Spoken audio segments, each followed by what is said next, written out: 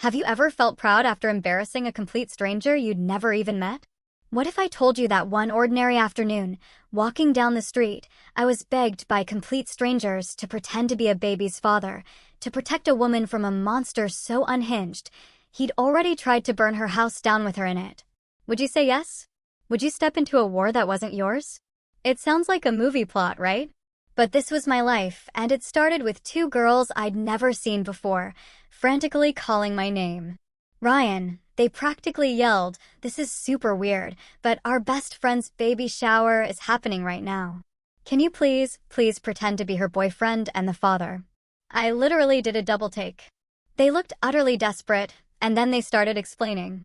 Her ex was, and I quote, insane. He'd tried to burn her house down once. He was coming at 3 p.m. to reclaim what's his. They picked me, apparently, because at 6 feet 4 inches, I look like I eat nails for breakfast. I guess I should be flattered? But how did they even know my name? One pointed at my gym bag tag. "Please," she pleaded. "He said he's coming at 3. It's 2:15. Every single logical thought in my head screamed, "Run." But against all reason, I followed them into a house smothered in pink balloons and baby girl banners. The living room was packed, and every single woman there turned to stare at me. And that's when I saw her. Becky. From my comparative lit class sophomore year. The girl I'd spent an entire semester trying to work up the courage to even talk to. Now, here she was, 8 months pregnant, looking utterly exhausted and terrified. It felt like the cruelest joke the universe had ever played. "Everyone, this is Ryan," the girls announced, voices shaky with forced cheer. The father. Becky's eyes went wide, recognizing me, but she played along. "Hey, babe," she whispered, her voice weak, but her eyes begging me to keep up the charade. Her friend pulled me aside, a raw intensity in her gaze. "Richard's been sending videos all morning. He's completely unhinged.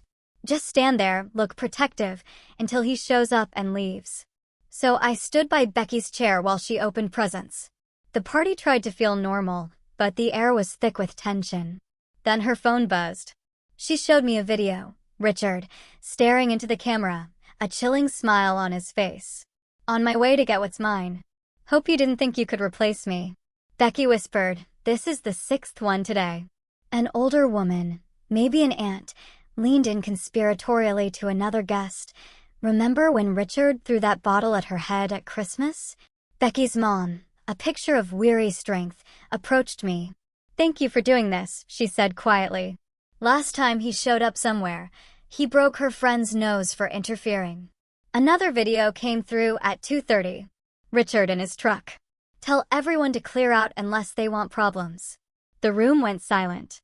People kept glancing at the windows, their eyes darting nervously. At 2:40, another text. "Nice pink decorations." "Almost there." A friend murmured, "He knows which house. He's probably driving by." Becky tried to focus on a baby onesie, but her hands were visibly shaking. "Last time he came to a party," someone whispered, "4 people went to the ER." At 2:50, Becky's phone rang. She fumbled, putting it on speaker by accident. Richard's voice, calm and menacing, filled the room. "I see you have people over." "That's cute." 10 minutes. The entire party suddenly shifted away from the front of the house. Women were grabbing their kids, shooing them into back rooms. "Should we call the police now?" Becky's mom asked, her voice cracking. "They won't come until something happens," someone responded, defeated. "We tried before." At 2:55, a text with a photo of the house from outside. "I counted about 20 cars. Hope your new man is ready." Becky instinctively moved behind me, pressing herself against my back. The room was silent, save for a faint kid's cartoon playing somewhere in the background. Then, 3 p.m. exactly. A truck engine revving outside. Music blasting, then abruptly cutting off. Heavy footsteps on the porch. The door didn't knock. It just opened. Richard walked in like he owned the place. 6'2", neck tattoos, wearing a tank top that showed military ink covering his arms. His eyes scanned the room, cold and calculating, until they found me. "So, you're the replacement." His voice was calm, which somehow made it even worse. "I'm here for Becky. You need to leave." He laughed, a short, humorless sound. They hired security. That's adorable. I'm not security, I stated, my voice low and steady. I'm the father. His whole demeanor changed in an instant. His face, a moment ago amused, turned deadly. What the F **** did you just say? Becky stepped slightly out from behind me, her voice gaining strength. You heard him, Richard. That's my kid. For years together, he snarled. No, Richard. We broke up 10 months ago. Do the math. He took a step forward, but I blocked his path completely. This is a family event, I said. You're not family. Family? He looked around the room, scoffing. These people watched me and her for years. Tell him. Tell him whose baby that is. Becky's mom's voice cut through the tension, steel hard. Someone who isn't welcome in my home. Richard's face went red. You old. I stepped directly in front of him, closer than I probably should have. Watch your mouth. He looked up at me, really seeing the size difference for the first time. You think being tall means crap, he sneered. I've killed bigger men than you overseas.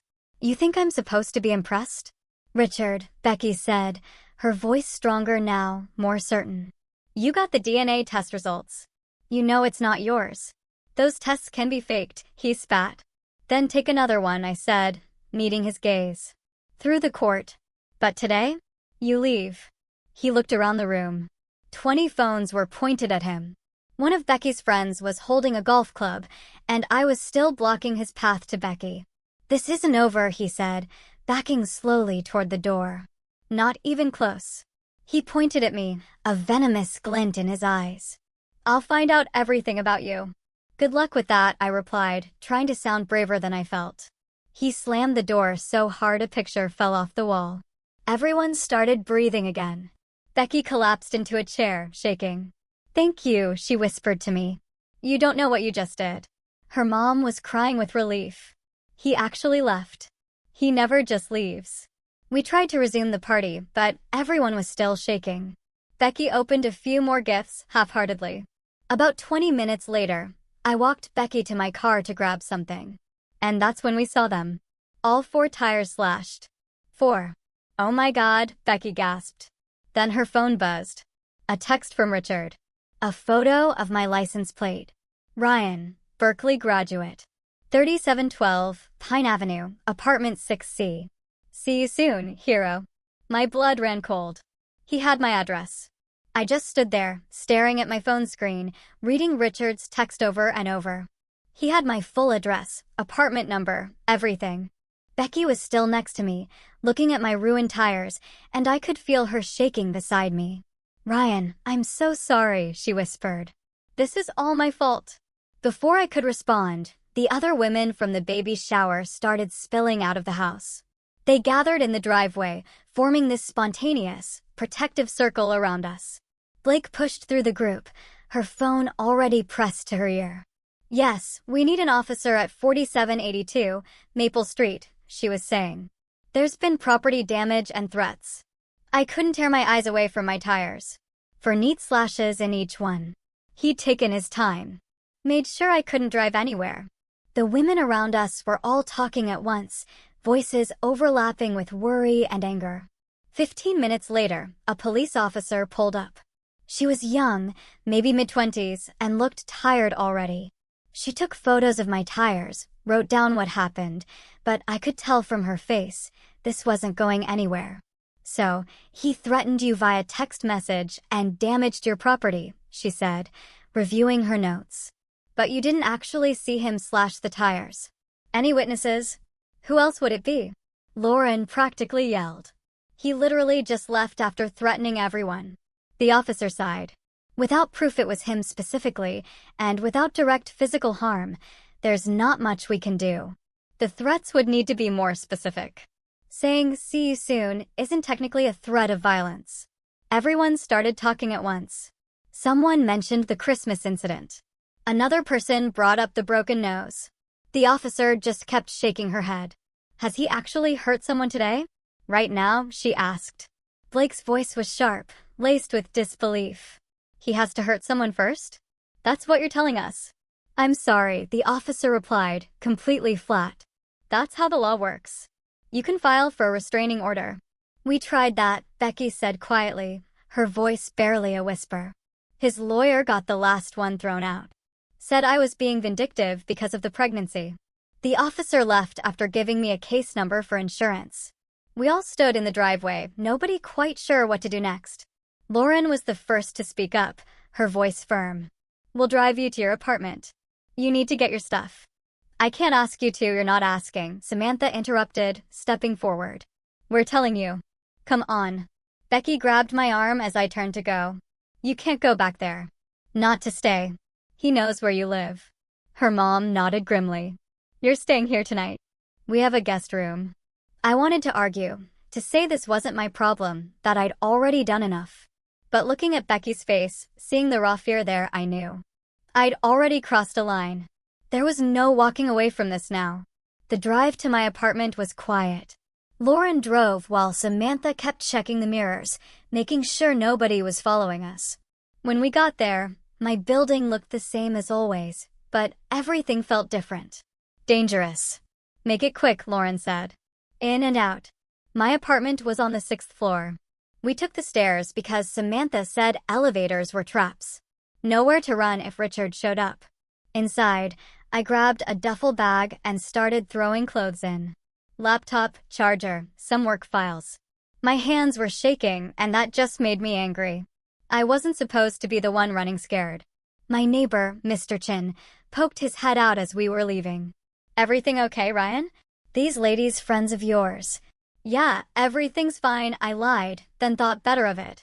Actually, if you see a guy with neck tattoos asking about me, call 911. His face went serious. Trouble, maybe? Just be careful. Back at Blake's house, we sat around the kitchen table like we were planning a war. Becky had her phone out, scrolling through months of messages from Richard. Each one worse than the last. Look at this one, she said, showing me a text from 3 weeks ago. It was a photo of her at a grocery store, with a message, "Nice melons you're buying." And this, another photo, her at a doctor's appointment. Hope the baby's healthy. Would be a shame if something happened.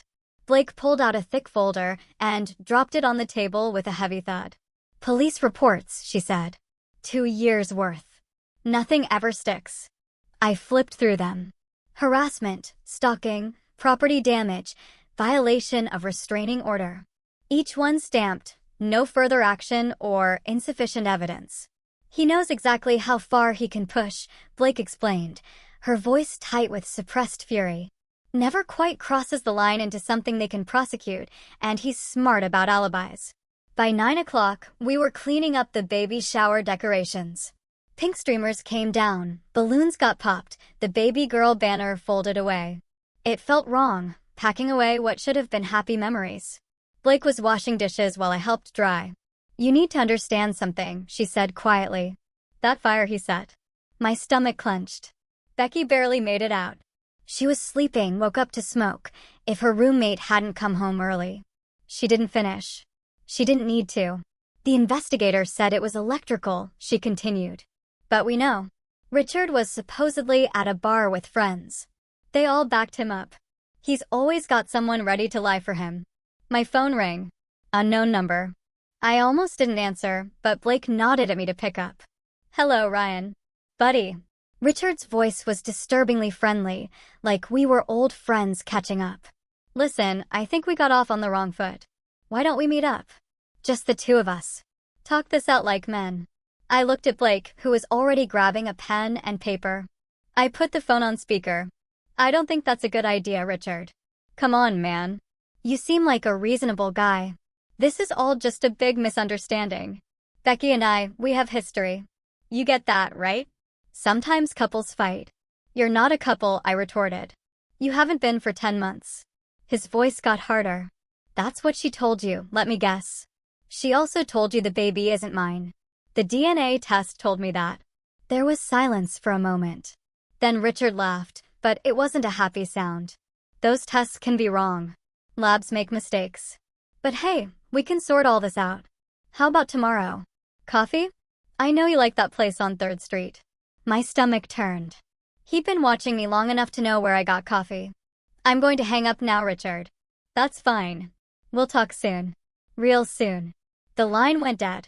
Blake had written down the number, the time, everything. Half an hour later, Becky came downstairs in pajamas, holding her belly. Can't sleep. The baby's doing gymnastics. She sat down carefully on the couch. I could see how tired she was, not just from today, but from months of this. I'm sorry you got pulled into this, she said. It's not your fault. She laughed, but it was bitter. I picked him. I stayed with him even after the first time he hit me. Blake started to say something, but Becky kept going. He cried after, got on his knees, begged me to forgive him, said it was the stress from his deployment, that he'd get help. And I believed him. She rubbed her belly where I could see the baby moving. He was so charming at first. Brought me flowers every week. Knew exactly what to say.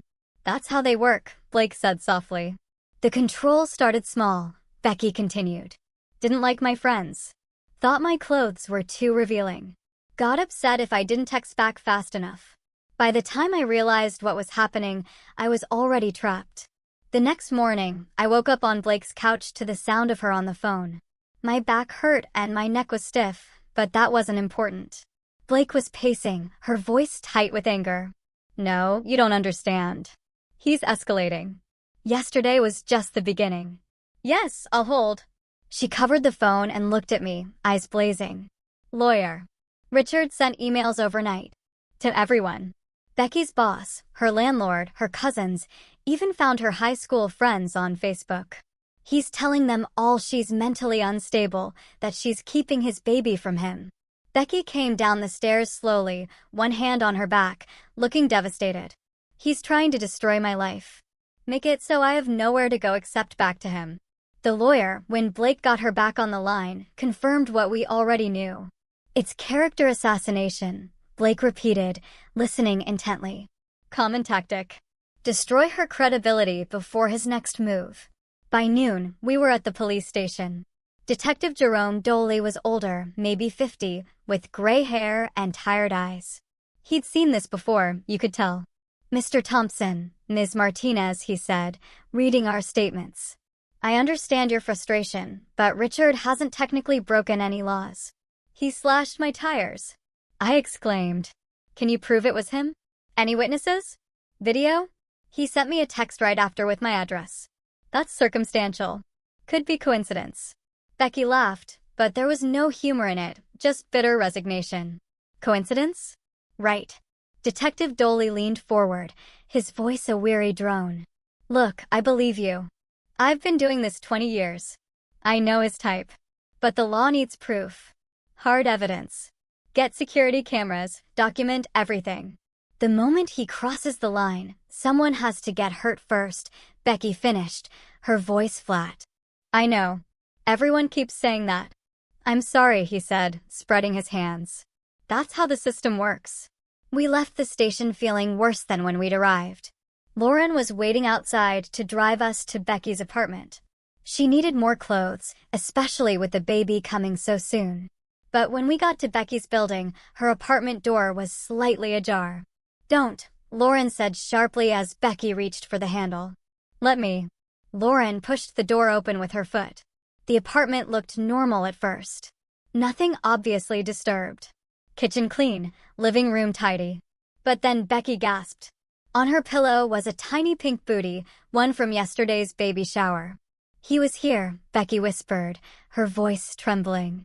He has a key. He was in my bedroom. I pulled out my phone to call the police, but we all knew what they'd say. No forced entry, nothing stolen, nothing damaged. Just a booty on a pillow. He's showing me he can get to me whenever he wants, Becky said, backing slowly out of the apartment. Blake called a locksmith while we waited in the hallway. 3 hours and $500 later, every lock was changed. The locksmith, an older guy named Frank, shook his head as he worked. Third job like this week, he grumbled. Lot of women with ex problems lately. Lately? Blake asked, exhausted. Well, always, I guess. Just seems worse now. Like these guys don't understand no anymore. I tried to go back to work on day 4. Thought maybe some normalcy would help. But when I walked into the office, my coworkers were looking at me strange. Ryan, my boss, Janet, called me into her office. We had a visitor yesterday. My stomach sank. Said he was the father of your girlfriend's baby. That you'd kidnapped her? He seemed very concerned. Janet, I can explain. She held up her hand. I don't need details, but whatever's going on in your personal life, it can't come to work. He made quite a scene. Security had to escort him out. I'm sorry. He's dangerous. My girlfriend's ex. Do you need some time off to sort this out? I wanted to say no. That I needed the distraction of work. But I could see it in her eyes. She wanted me gone until this was over. Yeah, maybe a few days. That evening, Becky called me crying.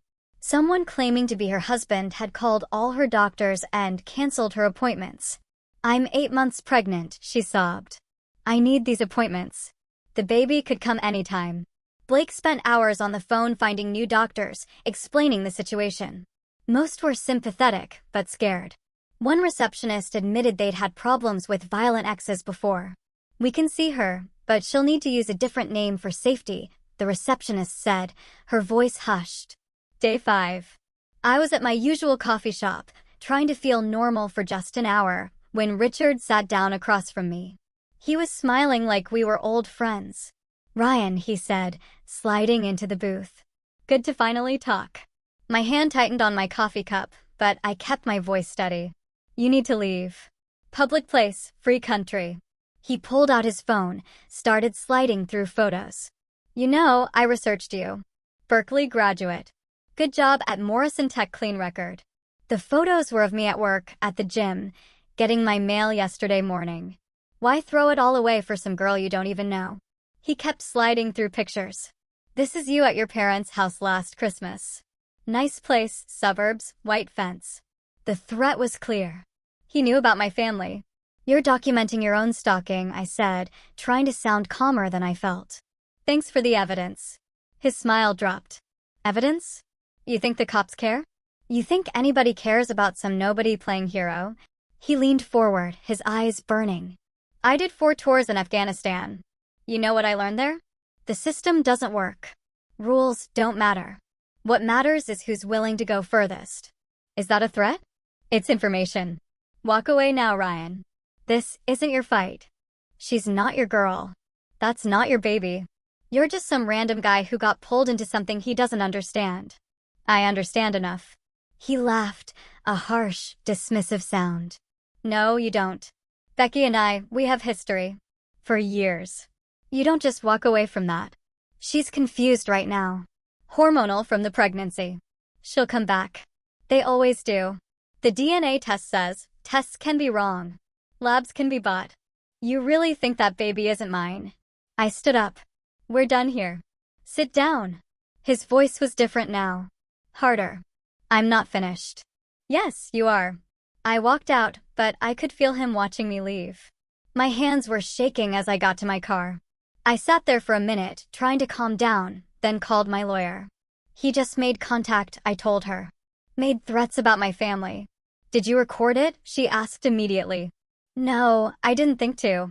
Number 1 rule from now on, Ryan, record everything, every interaction. But be careful. He's smart. He's done this before. Before? I pulled some records, she continued. Another ex-girlfriend 2 years ago. She filed multiple reports, then suddenly dropped everything and moved to Oregon. What happened? Officially, she decided not to pursue charges.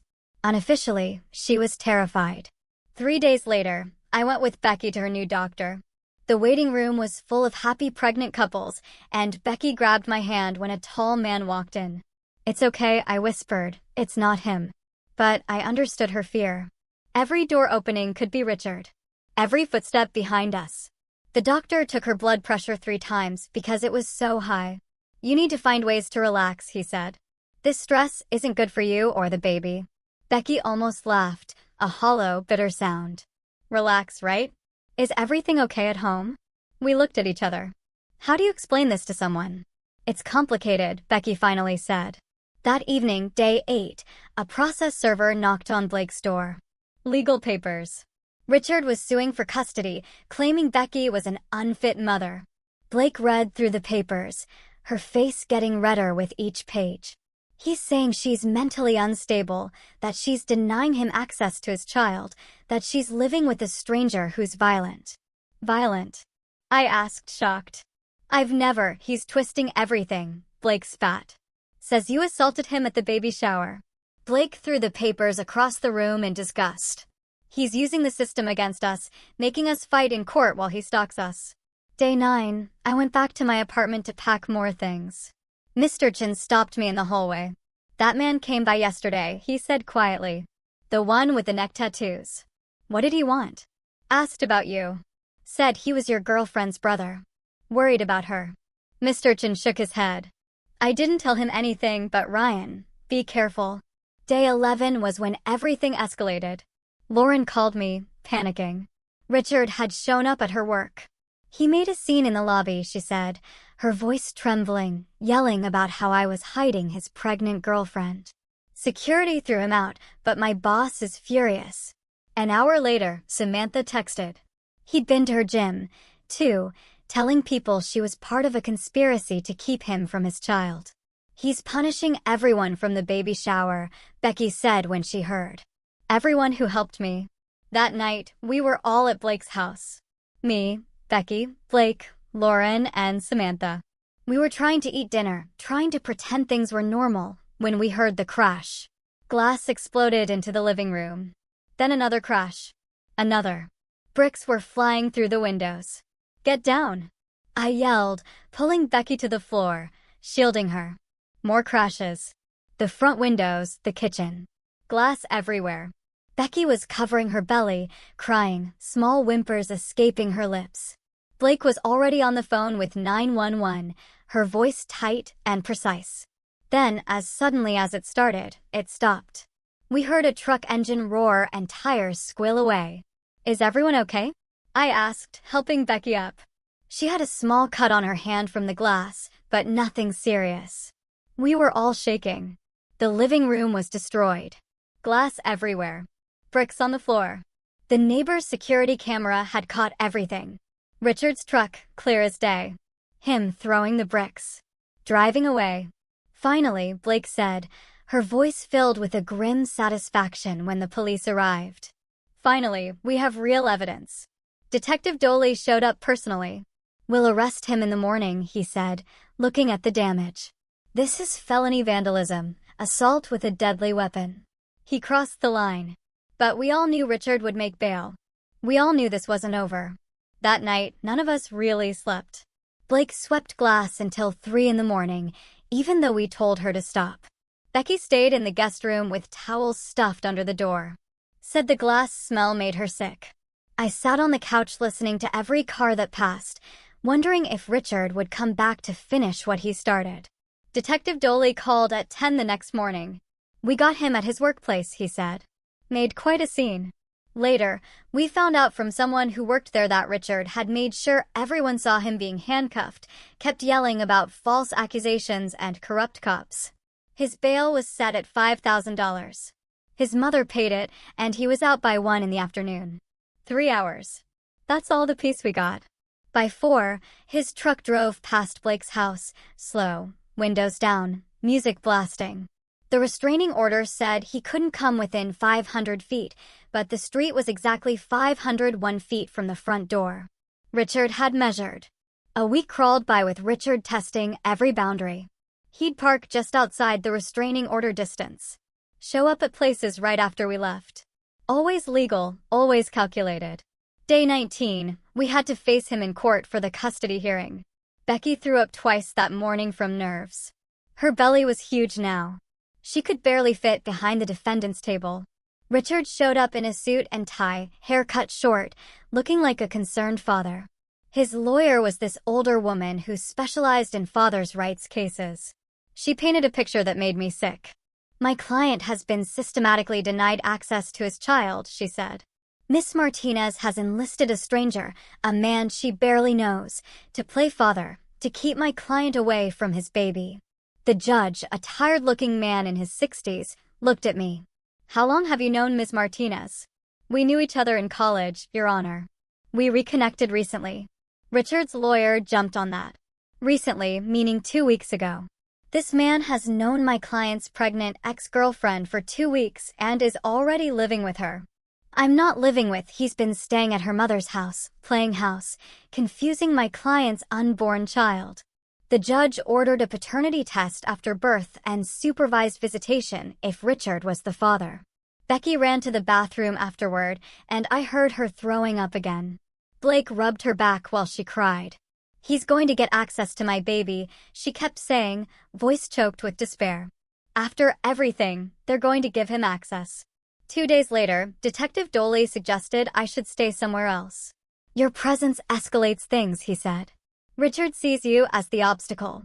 If you're not there, maybe he backs off. So, I moved to a cheap hotel off Highway 9. $40 a night. Smelled like cigarettes, but it was away from Blake's house. Becky texted me constantly. Every sound made her jump. Every car that passed could be him. Day 22. Richard started his online campaign. Facebook posts about being kept from his child. Photos from when he and Becky were together. Her smiling at some beach. This was us before she lost her mind, he wrote. Now she won't even let me feel my baby kick. Strangers commented horrible things about Becky. Called her selfish, cruel, said she was using the baby as a weapon. Lauren and Samantha reported every post, but Facebook said it didn't violate community standards. Day 25. 3 in the morning. My phone rang. Blake's voice was tight with panic. She's in labor. We're heading to Memorial Hospital. I threw on clothes and drove probably twice the speed limit. Found them in the maternity ward. Becky clutching Blake's hand through contractions. She looked so young and scared. You came, she whispered between contractions. Of course I came. An hour later, Richard showed up. We could hear him in the hallway demanding to be in the delivery room. That's my child being born. I have rights. Security kept him in the waiting room, but his voice carried. Becky's blood pressure spiked so high the nurses got worried. They moved us to a room further from the waiting area, but we could still hear him sometimes, yelling about father's rights and discrimination. Cassandra was born at 9:23 a.m. while Richard live-streamed from the waiting room. They're keeping me from my daughter's birth, he told his phone. This is what fathers deal with in America. When security tried to stop him from entering the maternity ward, he shoved past them, got all the way to the nursery window before 3 guards finally pulled him out. Becky held Cassandra tight, tears streaming down her face. Not from joy, but from fear. The next day, Richard filed emergency custody papers. His lawyer argued that denying a father access to his newborn was abuse. The judge, different from the last one, ordered a paternity test immediately. They took Cassandra's blood while she was barely 30 hours old. Becky sobbed as they pricked her tiny heel. The results would take a week. We left the hospital on day 28 with Richard sitting in his truck in the parking lot. Perfectly legal. It was a public lot. He waved as we drove past. That same calm smile from the coffee shop. Blake's house felt different with a baby there. Cassandra's cries at night. The smell of formula. Tiny clothes everywhere. I came by every day to help. Bringing groceries, holding Cassandra while Becky showered, whatever they needed. Day 35. The first paternity test came back. Richard wasn't the father. We thought it was over. We were so naive. His lawyer filed a motion that same day claiming the test was tampered with. Said the chain of custody was broken. Demanded an independent test at a lab of Richard's choosing. The judge, exhausted by the case, agreed. How is this legal? Becky asked her lawyer, tears of frustration in her eyes. The test proved he's not the father. He has a right to challenge the results, her lawyer explained, weary. The court tends to err on the side of potential fathers, even when they're dangerous. Especially then. They don't want to be accused of bias. Richard knew exactly how to work the system. He'd drive by Blake's house 6 times a day, just under what counted as stalking. He'd show up at the grocery store right after Becky left. Always coincidental, always legal. Day 38, he showed up at my work with 2 large men. They weren't quite blocking the exits, but close enough to make everyone uncomfortable. Just want to talk, Richard said, hands up, like he was being reasonable. My coworkers were watching through the glass conference room walls. I texted Becky to call 911 while keeping Richard talking about anything. The weather, sports, whatever would buy time. You know she's using you, right? Richard said, his voice dropping to a conspiratorial whisper. Soon as this blows over, she'll drop you. You're just a prop. His friends moved closer, not touching me, but close enough that I could smell the cigarettes on their clothes. The police arrived just as one of them put his hand on my shoulder. They all left without charges. Just another misunderstanding. My boss called me into her office afterward. This has to stop, she said, her voice firm. I'm sorry about your situation, but we can't have this at work. Take a leave of absence or find another job. Day 39. The second paternity test also proved Richard wasn't Cassandra's father. His lawyer tried to argue chain of custody again, but the judge had enough. Mr. Thompson, you've had 2 independent tests. Both confirm you're not the biological father. Any further motions on this matter will result in contempt charges. Richard stood up so fast his chair fell over. His lawyer grabbed his arm, whispered something. He stormed out, slamming the courtroom door so hard that Bailey followed him. That night, Blake's house was spray-painted with horrible words about Becky. The security cameras had mysteriously stopped working an hour before. Cassandra cried all night, picking up on everyone's stress. Maybe I should just let him see her, Becky said the next morning, exhausted and defeated. Maybe if I give him something, he'll stop. You can't negotiate with someone like him, I told her, my voice firm. It'll never be enough. Detective Doley came by on day 40. Richard's escalating. Men like him, when they're cornered, they do something extreme. You should consider leaving town. I can't afford to leave, Becky said, her voice breaking. I just had a baby. I have no money, no job. Then hotels. Move around. Don't stay in one place. Richard's mother called that evening, crying. Blake put her on speaker. He's drinking, she sobbed. Says if he can't have his family, no one can. I'm scared what he'll do. We packed that night. Found a hotel 20 miles away that took cash. No questions asked. Day 43. Lauren called with bad news. Richard got the baby shower guest list from the venue. Told them he was planning a surprise for Becky. Now everyone from that day was getting calls. Strange cars on their streets. Samantha's gym bag was stolen from her car. The woman who held the golf club found her tires slashed. He's punishing everyone who helped me, Becky said, tears streaming down her face. This is my fault. Day 50. 2 in the morning. The hotel fire alarm went off. Everyone stumbled into the parking lot in pajamas and confusion. In the chaos of crying kids and barking dogs, Richard appeared next to Becky. Cute baby, he said, touching Cassandra's head. Then he was gone. Disappeared into the crowd. Hotel security said they had no record of him. No cameras caught him, but we knew he'd been there. He was showing us he could reach them anywhere. That morning, I made a decision. I called Richard directly. Finally ready to talk man-to-man, he answered on the first ring. Meet me at Riverside Park. 2 o'clock. Just you and me. He sneered. Growing some balls, hero. Just come alone. I didn't tell Becky. She would have tried to stop me, but something had to change. We couldn't live like this forever. At 2 o'clock, I waited at a picnic table in the middle of the park. Public place, lots of people around. Richard showed up with his 2 friends, despite promising to come alone. Insurance, he said, sitting across from me, a chilling smirk on his face. Now, here's the deal. You disappear. Stop playing daddy. I'll leave Becky alone until she realizes she needs me. Women always come back when they have babies. They need the help. And if I don't? He leaned in. Then things get worse. Your parents in Modesto. Nice house. Your sister teaches 3rd grade, right? Cute kids in her class.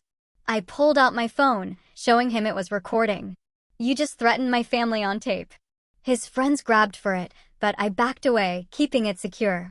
Other park visitors started to notice the commotion. You think you're smart? Richard's face was red now, contorted with rage. That recording means nothing. I know judges, lawyers. I know how to work the system. Maybe, I said, holding his gaze. But it's enough for felony stalking charges when added to everything else. That evening, I gave the recording to Detective Doley. He listened to it twice, taking notes. Combined with everything else, he said, this might be enough for felony stalking charges. We'll arrest him tomorrow morning. I didn't tell Becky yet. Didn't want to give her false hope if something went wrong. That night, we were back at the hotel. Different one this time, closer to town. Becky and Cassandra were in the bed while I slept on the floor by the door. Around 3 in the morning, I heard something at the adjoining room door, the one that connected our room to the next. The lock clicked. The door opened. Richard stepped through, that knife from the baby shower in his hand, the same one Becky had been using to cut cake when he'd arrived that day. Becky screamed, grabbing Cassandra, pulling her close. Richard went straight for them. I tackled him from the side, and we crashed into the TV stand. The knife went flying. He was strong, trained, but I was bigger and fighting for something that mattered. We rolled across the floor, throwing punches, knocking over furniture. He got his hands around my throat. I kneed him in the stomach. Hotel security burst in just as Richard grabbed the knife again. 3 of them pulled him off me. He was screaming about his rights, his baby, how we'd stolen his life. The police arrived within minutes. This time was different. Breaking and entering, assault with a deadly weapon, attempted kidnapping, all on hotel security footage. It's really over? Becky kept asking as she gave her statement, holding Cassandra tight. He can't get bail for this? Not this time, Detective Doley said, his voice grim but resolute. This time he stays locked up. Day 81. Richard's trial. The courthouse was packed with women, not just from the baby shower, but others who'd known him. His ex from 2 years ago flew in from Oregon to testify. She told about months of stalking, about leaving everything behind to escape. 2 other exes we'd never met showed up. The courtroom was full of women Richard had hurt. One by one, we explained why he shouldn't be released. His patterns, his escalation, how he'd learned to work the system, not change his behavior. Richard sat there in an orange jumpsuit, looking smaller somehow. Prison had aged him. But when he looked at Becky, that same cold anger was there. His lawyer tried to argue mental health issues from his military service, but the judge wasn't buying it. 8 years in prison. Becky cried with relief when they read the verdict. Cassandra slept through it all in her carrier, safe and oblivious. Day 95. I was moving to a new apartment. My old one felt tainted somehow, knowing Richard had been there, watched me. Becky and Cassandra came to help unpack. It was awkward. We were thrown together by crisis, and now the crisis was over. You saved our lives, Becky said, holding Cassandra while I assembled a bookshelf. I don't know how to thank you. You don't need to thank me. I do, though. You didn't have to do any of this. You could have walked away that first day. No, I said, pausing, looking at Cassandra. I couldn't have. We worked in silence for a while. Then Cassandra reached for me from Becky's arms. I took her, and she immediately grabbed my nose, laughing, a pure, innocent sound. She likes you, Becky said softly, a small smile gracing her lips. Day 125. Becky texted me a video of Cassandra laughing at something on TV. We'd been texting more lately. Small things. Normal things.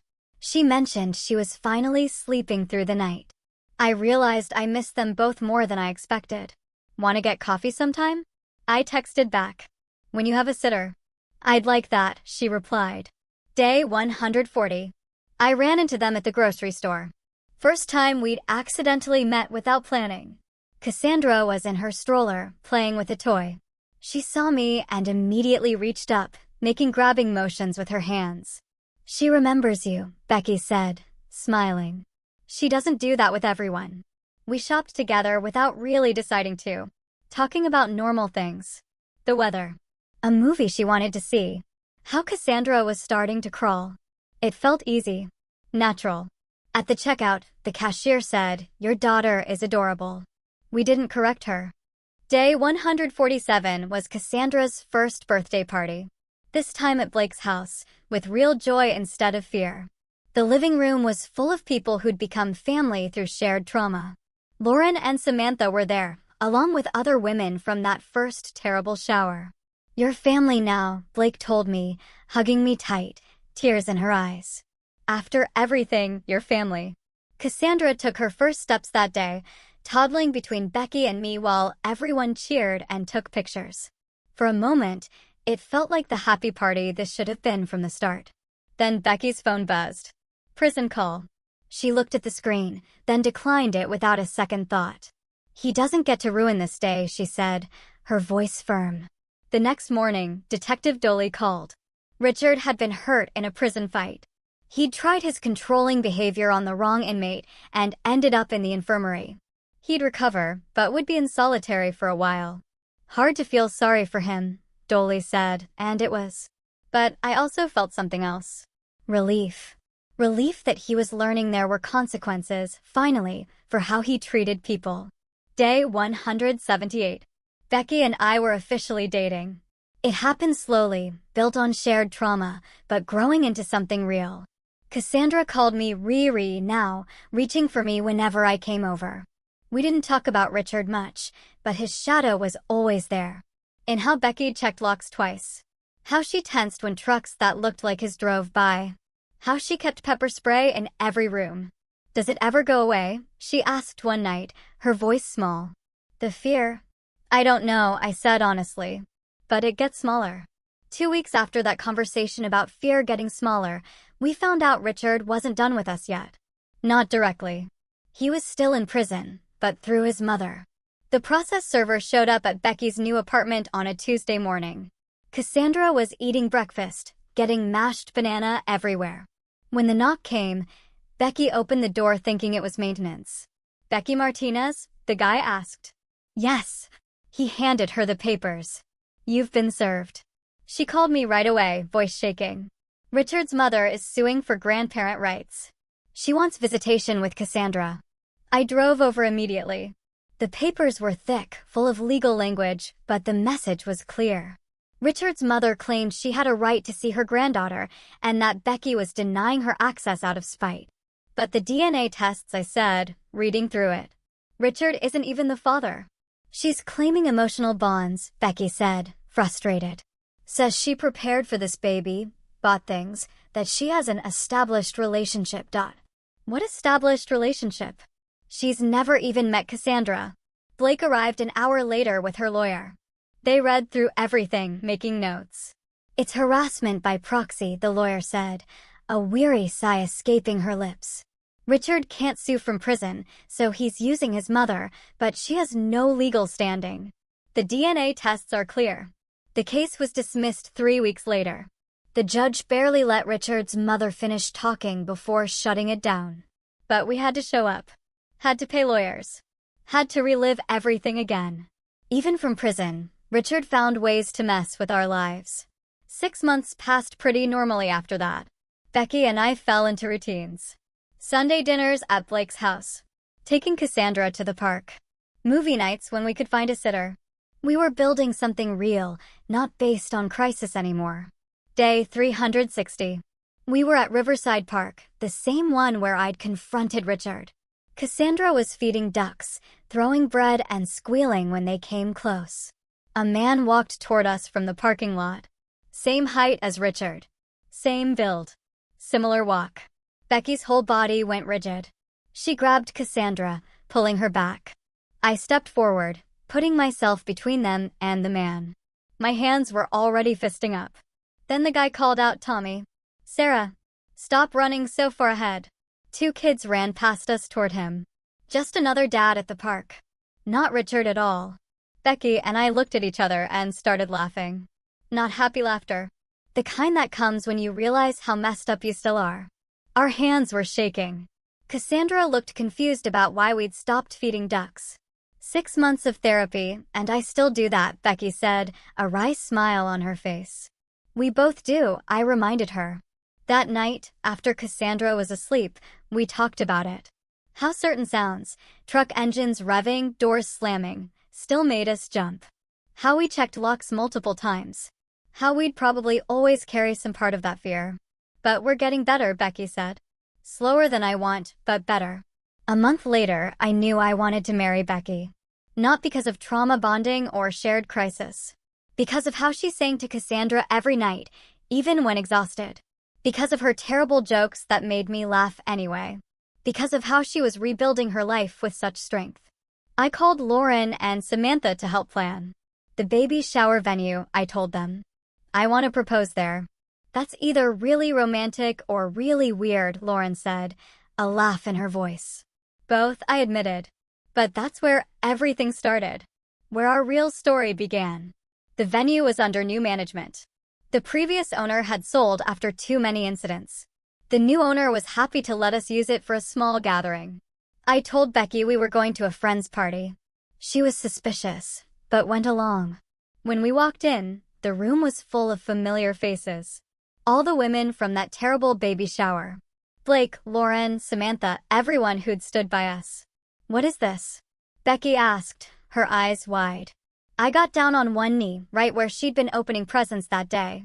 Where Richard had walked in and changed everything. We started here with a lie, I said, looking up at her. Two strangers asking me to pretend to be your boyfriend, to pretend to be Cassandra's father. But somewhere along the way, it stopped being pretend. Cassandra toddled over, probably thinking I was playing a game. She grabbed my shoulder for balance. I love you, I told Becky, my voice thick with emotion. I love Cassandra. I love the family we built from something that should have broken us. Will you marry me? She said yes, crying, laughing, and everyone cheered. Cassandra clapped because everyone else was, then immediately asked for a cookie. It was perfect in its imperfection. We got married 3 months later. A small ceremony at Blake's house, the same house where bricks had come through windows, where we'd huddled in fear. Now it was decorated with white flowers and fairy lights. Blake walked Becky down the aisle since her father had passed years ago. You saved my daughter, she whispered to me at the altar. You saved them both. Cassandra was our flower girl, though she mostly just threw petals at people and laughed. Lauren and Samantha stood as Becky's bridesmaids. My college roommate was my best man, still confused about how I'd gone from single to married with a kid in under 2 years. During the vows, I looked at Becky and said, I promise to protect you and Cassandra. To stand between you and any danger, to be the father Cassandra deserves and the husband you need. Becky's vows included, you chose us when you didn't have to. You stayed when it got dangerous. You loved us when we were broken. I promise to choose you back every day. Even the officiant teared up. The reception was in Blake's backyard. No one mentioned Richard, but his absence was its own presence. The security guard at the front gate. Blake had hired him just in case. The way Becky tensed when a car backfired nearby, the pepper spray in her bouquet pocket. But mostly, it was just joy. Cassandra dancing with everyone. Blake crying happy tears. The women from the baby shower telling stories about how they'd picked me out on the street. He just looked safe, Lauren said during her toast. Like someone who'd step up. Turns out we were right. 2.5 years into Richard's sentence, we got the letter. He was up for early release. Good behavior. Completing anger management programs. All the right boxes checked. He's manipulating them, Becky said, crumpling the letter. Just like he manipulated me. We had to testify at the hearing. So did his other victims. The woman from Oregon flew in again. 2 other exes we'd never met showed up. The courtroom was full of women Richard had hurt. One by one, we explained why he shouldn't be released. His patterns, his escalation, how he'd learned to work the system, not change his behavior. Richard sat there in his orange jumpsuit, looking smaller somehow. Prison had aged him. But when he looked at Becky, that same cold anger was still there. His mother was in the gallery, glaring at us. When the parole was denied, she stood up. You've ruined his life, she screamed at Becky. He loved you. He just wanted his family. Security removed her while she kept yelling about how we'd destroyed her son. Richard watched it all with that same calm smile from the coffee shop. Outside the courthouse, the other women formed a circle around Becky and me. Thank you for stopping him, one said, her voice raw. I never could. We stopped him together, Becky replied, looking at all of them, tears in her eyes. By the time Cassandra started preschool, our life looked almost normal. She was confident, happy, completely unaware of how her life had started. She ran into her classroom that first day without looking back. Ready for adventure. She's so brave, Becky said, watching her go. She gets it from you. Becky was pregnant again, planned this time, celebrated from the start. No fear about announcing it. No dread about a baby shower. Blake threw the shower at her house again.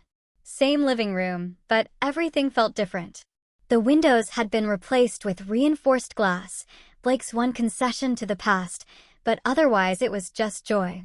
Lauren and Samantha were there, of course. They'd become real friends, not just crisis allies.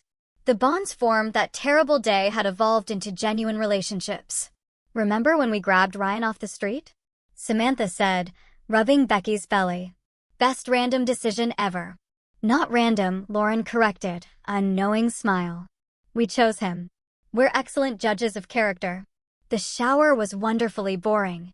No drama. No watching the clock. No one holding golf clubs as weapons.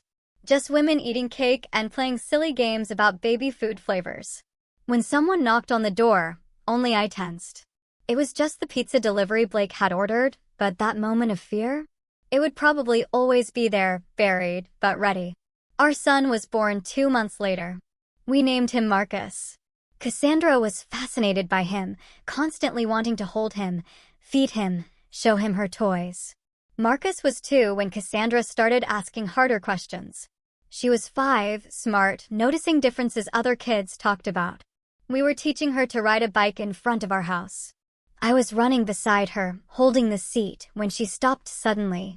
Why doesn't Marcus have a different daddy? She asked, her brow furrowed. Emma at school has 2 daddies, her first daddy and her new daddy. Becky and I had prepared for this, had talked to therapists about how to handle it. But in the moment, all the planning felt useless. Becky knelt down to Cassandra's level. You do have a daddy, she said gently. The best daddy, who chose to love you. But Marcus didn't need choosing. Kids see right through you sometimes. Marcus was born after Daddy and I got married, Becky explained. You were born before, but Daddy loved you so much. He chose to be your daddy even before he knew you. Cassandra thought about this for a moment. So, I'm special because I was chosen? Exactly, I said, a lump forming in my throat. She seemed satisfied with that answer. Okay, can we bike more now?